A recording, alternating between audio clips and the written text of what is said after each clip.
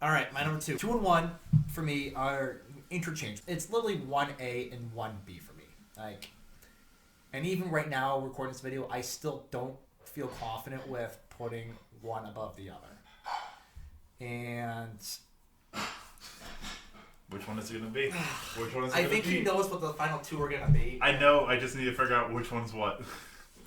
Even right now, I don't know if I'm willing to go through this because they are so neck and neck. But I'm going to put this at 2 just because of number 1 has a little more longevity, being at my top of my list. And funny enough, last year this band was also my number 2. And it kills me to do this 2 years in a row because this is one of my favorite bands of all time. And it's one of the bands I've been following for the longest. And in any other year, even last year, this record would have been number 1. In most years, record's number 1 because it's that good. And this is Trivium in the Court of the Dragon King. It is... Sorry, in the Court of the Dragon. I always say King at the end because, that just sounds cooler. Man, this is a record. This was a record. And again, I'm sitting here and I'm like, should I put it 1? Like, I don't... But I've already said it as 2, so I'm going to leave it at 2. This is Trivium at its best. This is Shogun 2.0. This is the record I've been Trivium to make for the last 14 years since Shogun came out. And nothing against the last 2 records. The last 2 records have been phenomenal. I mean, for God's sakes, they were number 2 last year. Outstanding last 2 records that they have done. With What the Dead Men Say and Sin in a Sentence. Like, this record feels like they took those 2 records and took Shogun and made a baby.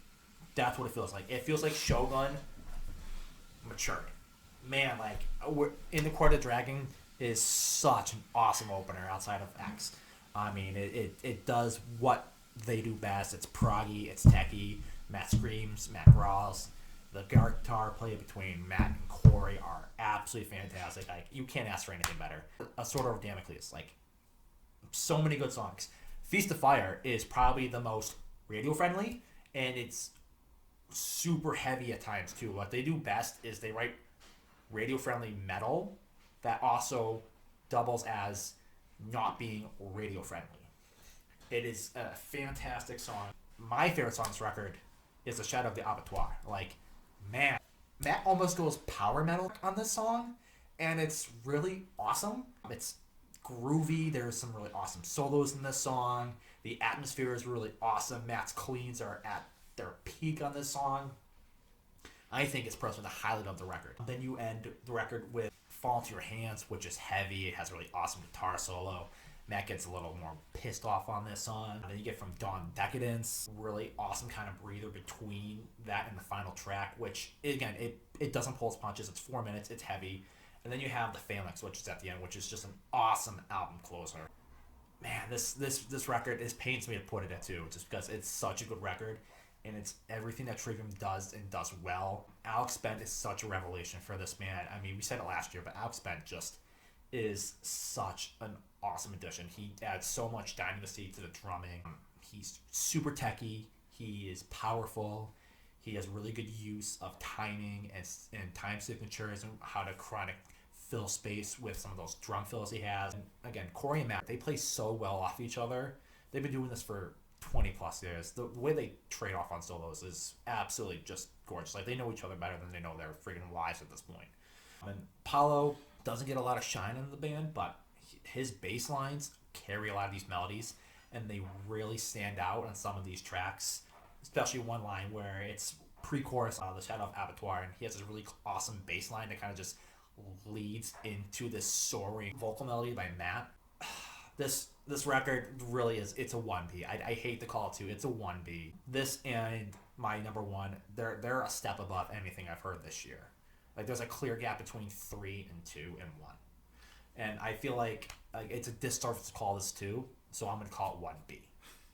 I'm gonna make an executive decision. This is 1B for me. Fair enough. There's still something about this album that makes me like, it's a great album. I believe I had it in my top 20, top 25. I think I still appreciate What the Dead Men Say a little bit more. And I think it's because I feel like what the Deadman said had a little bit more variety in terms of some of the sounds, whereas this particular one, it's basically 0 to 60 almost every song.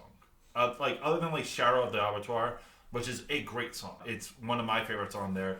Like that's like one of the only ones that has like that slow build into something really incredible. I also love Sort of Over Damocles because I think from start to finish that's just a really fun song. Oh yeah. Really great guitar line. With the drumming, something that like always sticks out to me is with Fall Into Your Hands when you get to that chorus and the use of the cymbal work where he's doing like the triplets on there. Yeah. It's really cool and there are a lot of really interesting dynamic work with the drums. I think my biggest issue still happens to be that the singing on the cleans aren't always great for me. Like Shadow of the Abattoir, when he gets to his high notes, it gets a little bit thin at times, but like it is still an amazing album. This is Trivium at their best. Like the last 3 albums after Silence in the Snow, like they have gone on a tear. You could make an argument Trivium is arguably the best metal band in the world at this moment because you got to remember this is an album that they dropped literally a year after one of their best records ever. Like, 1 year to write something like this. Like, this is a band firing on all cylinders. This is a band 20 years into their career at the top of their game and trying new things. Not staying static, trying new things. And that's why I think Trivium's arguably the best metal band in the world right now because of how high of a performance and how high of a bar they set themselves. And year after year when they release an album, they clear it. And they set the bar that much higher. I mean, it is impressive to less than a year to put out another amazing album. And I'm also really curious to see what this black metal band is going to be. Yeah, I know. With Isharon. Like, it's that's going to cool. be... I'm excited. Yes. I'm going to call this 2. This is also closer to a 1B as well, but there are some things that kind of set it apart from number 1. And like with Ryan, this is a band that I've talked about and have had in my top 10 for years and has never been able to get number 1. And it's unfortunate, but it just shows the consistency that he has. And that is Tremonti with Marching in Time. You know how big of an Alter Bridge fan I have been for years. I've talked about it many times on this channel. Even though like the last Alter Bridge album wasn't great, I would say Miles Kennedy and Tremonti have been really great staples in the hard rock and metal scene. Miles Kennedy also put out a great album this year, just wasn't as great as Tremonti this time around. What makes this album stand out a little bit head and shoulders over previous work is it's a little bit heavier, a little bit darker. You get it from the get-go with A World Away. There's just a lot of really down-tuned guitar work and everything just feels a little bit heavier than what he's done before. He's always been great with the guitar solos. He's always been great with the writing. His vocals have always been great, but what stands out is that heaviness. And also, I think with the amount of time that he's been in this music industry with Creed, with Alter Bridge, with his solo work, he has been able to get a lot better with his writing over time. So there's certain songs that, you know, are kind of formulaic that you always hear like on an Alter Bridge album, on a Tremonti album, where like, for example, Not Afraid to Lose. Not Afraid to Lose is that more upbeat song, the Breathe Again, the Time Must Go On. Take You With Me. Yeah. But what like works for this song is like that second half has a more interesting chord progression. There's things that as you hear with some of their more formulaic songs that makes you want to continue listening. Like Would You Kill, there's some great rhythmic ideas in there. The last one of Us feels a little bit more like a Alice in Chains song in a way, where it's like a little bit more acoustic, a little bit more use of those like more grunge chord progressions. Let That Be Us is kind of formulaic, but also it's super fast. I love the drum work. I just love the breakneck pace of it. Thrown Further has some great drum work. If Not For You felt very like radio friendly, and it is, but what makes this song work is if you keep going through it, there's some great guitar work on that bridge that just makes it stand out and makes you want to continue listening to it. A World Away, I love the bridge where he's singing the same line as the guitar line, and it's a really interesting guitar line. But like, of course, like the best song on this album, and honestly kind of comparatively to Alter Bridge with Blackbird. Like, this is his Blackbird in a way. The song Marching in Time. A 7-minute track, mixing between 3/4 and 6/8. It starts off slow, and it's him, like, talking about the marching of time and, like, how as you grow older, you sometimes get a little bit complacent, but, like, you have to keep on fighting. But, like, the twists and turns, the heaviness, the softness. What's also beautiful about this song is that it comes full circle. Like, after you get that intro idea, you go through everything, you go through the guitar solo, and then it brings that intro idea back, but with a little bit more active drums and a little bit heavier guitar lines. I always love a song that goes full circle, and like, it is the perfect way of ending this album. Yes, there's a couple of songs that aren't like amazing. Like, to me, Under the Sun feels a little bit formless at times, and like the energy just isn't there. And like Now and Forever, not really amazing either, kind of run of the mill. But like everything else on this album just shows how he has matured as a songwriter over time. And like, I'm so happy to see how well he's been doing over the years, because like, honestly, a band like Creed could have been a death sentence for him. So like, to be able to continue on and do great work after great work is really cool to see. Love Alter Bridge. Love a lot of Tremonti stuff. I mean, last 2017, I think it was, with Dying Machine. Dying Machine, which is an absolutely fantastic record. I will admit, I have yet to listen to this record. It's on my short list of records to listen to because, again, big Alter Bridge fan, big Tremonti fan, so very hyped to hear that this record made it that high on your list, and very excited to listen to this record. But we both know what our number one is, and we didn't do this on purpose. No. But this is the first time that this is going to be happening on my channel. We both have the same number one. Ryan, what is it? It is Omega by Epica. Yes. Wow, this record has been in my top 2 for pretty much the entire year of last year, from February when it released on. I first became aware of this band back in 2014, the Quantum Enigma. This band is probably the best band in symphonic metal right now, just because not only are they gorgeous, not only do they have some really awesome arrangements and orchestral moments, they get heavy at times. They get pretty heavy at times. The play between Simone and Mark in terms of their vocal talents is some of the best in metal, because they've been playing with each other for so long that they just know how to work off each other in such an awesome dynamic that it's a joy every time they hear it. Simone has got one of the best voices, even outside of metal. She's not classically trained, but it sounds like she's a classically trained opera singer. Some of the notes she hits, it's so beautiful. You want to do this review together? I mean, yeah. Sorry, I was letting you go ahead. I'll let you. So for me also, like, I'm not a huge symphonic metal person. I've never really been someone that like sat down and listened to a lot of that. But my brother was like, "Hey, you need to check out this album." And like, at first, I loved it, but I think what I had an issue with, I think like the first half for me wasn't like as memorable as the second half. Once you get to Freedom, The Wolves Within, that's where like things like really picked up for me. Like, that is such an epic and awesome song. That's probably like the most radio friendly song. I will say the chorus is a little cheesy at times in this one. But it's like the best kind of cheesy, but right. It definitely your moments like could have done it a little different with that chorus. That's totally fair, and I think a lot of this album can be a little bit over the top at times, but it's like that perfect type of over the top. And like for me, even like on that first half of the album, it's more just like nitpicky stuff. It's like certain vocal lines that weren't super interesting, something that like felt a little bit formulaic, but like every single arrangement is just super interesting to listen to, super beautiful, super flushed out with ideas. And I think we both agree that like the best song of 2021 was King of Heaven. Part 3. Yeah, it is 13 minutes. I believe it's 13 minutes, maybe a little less.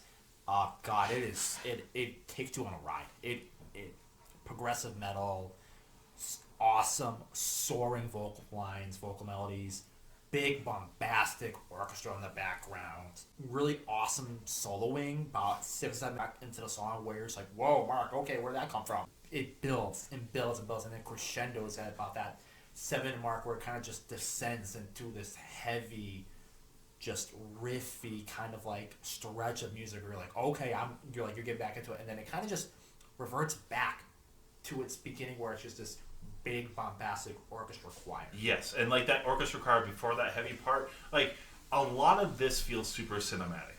Like you could see almost any of these songs on like a Lord of the Ring movie or anything on that grand scale. Yes, it's a 13-minute song. It's sometimes hard to get into songs like that, but trust me, from start to finish, it's a really beautiful song. Like almost all the use of choruses and choirs on this album works so well. There honestly really isn't a bad song, and like to me, the pacing just works perfectly because after that song, Rivers. you got Rivers, Which was when it came out as a single, I was like, this is good.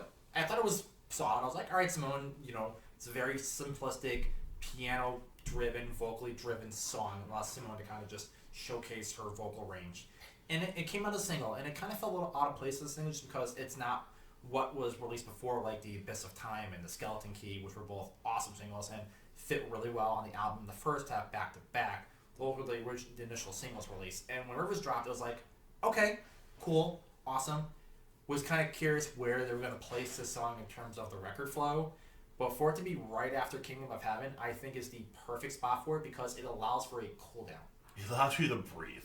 Because this album is a lot at times. 70 minutes. Yeah, it's long. But it's not just it's long. There aren't a lot of very somber moments. There aren't a lot of parts where you can breathe.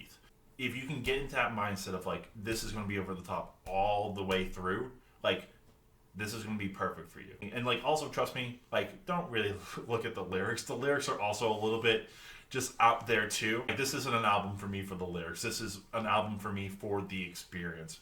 And this was one hell of an experience that I keep coming back to.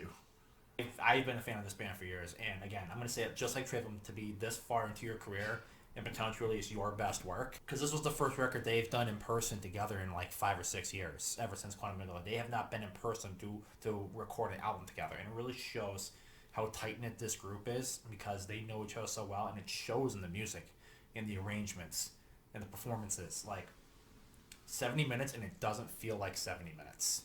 It is such a feat. Yes, symphonic metal can be cheesy at times. That's kind of the wheelhouse you're in at that point. But not once during this record was I not captivated, my full attention was not given to this record. Even some of the stuff we haven't mentioned, like I love Twilight Reverie. I love Synergize, Manic Manifest. Like some of those are my favorite songs on the record, and they are at the very end of the record. Mm-hmm. Like they're some of the deep cuts that are just absolutely fantastic. I love the Seal of Solomon with its Middle Eastern kind of vibe where you kind of see yourself in like the Taj Mahal and like talking to a sultan. Like it just has this really awesome Middle Eastern flair to it. And Code of Life, yeah. Like Gaia is an awesome track too. Like there's just so much good on this record. I can't even name one bad song on this record, to be completely honest. The reason why this made my run, because again, I kept coming back to it over and over again. It released in February. And I still went back to it over and over again because every time I listened, it was always fresh. It was never boring. I never skipped a song. I was just always just amazed by just what this band can do. Honestly, like for me, like once I was starting to like narrow down everything and listen to the 100 albums that I needed to listen to again, like for me, it was this album and Tremonti and just fill in the rest. There are things I nitpick on this album, of course. Like for me, I think the biggest nitpick is on Synergize Manic Manifest. There is a growl from Mark where it feels like he's clipping at times. It feels like it just is a little bit too blown out. And there are some like chorus melodies on the first half that are like not as memorable as the second half. But trust me, like, I'm just at this point nitpicking. For me, this is an album where if you start it, you can't really stop it. And that is a great sign for an album. I don't skip any of the songs. I just love the whole entire experience. And it's something that makes me want to go back and check out some of their other work. Because if it's just as incredible, then, like, this could be a new, like, favorite metal band. 2016's Holographic Principle and 2014's Quantum Mignola are fantastic. You absolutely need to give them a listen. This has been a lot of fun. This is the first time where we've agreed on a top album. Our list may have been a little bit different, but we kind of agreed at the end. I'm excited to finally get this done and listen to some stuff from 2022. There's a lot of really great stuff that's going to be coming out this coming year. I'm really excited for the new Porcupine Tree album. I've already listened to the Under Oath album. Interesting. Yeah, I liked it. It was the step I figured the band would take after all the years that they've been doing this, like it felt like the most logical step that they were going to take forward. Mm-hmm. And I'm very excited to see how they're going to perform it live. Yeah. I already have a couple albums I've released this year that it just blown me away that I foresee being very high by my end of year list.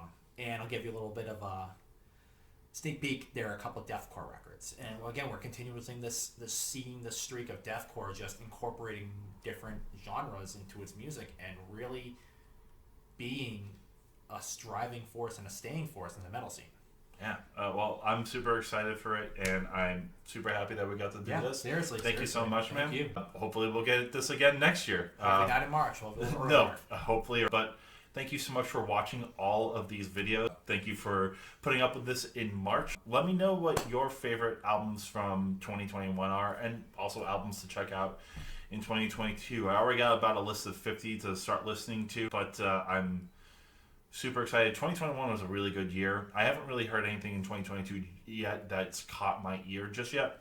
It's going to be hard to top a lot of stuff that came out in 2021. So, of course, a couple things that you can do to show your appreciation. Like the video if you found this interesting. Share this with your friends. And most importantly, subscribe to the channel. If you haven't done that yet and you watched all of the 2021 stuff, the least you can do is become a subscriber and help out. So I know that you are interested in more videos like this. Until then, this is Music Fan. This is Ryan, and we're signing off. Later.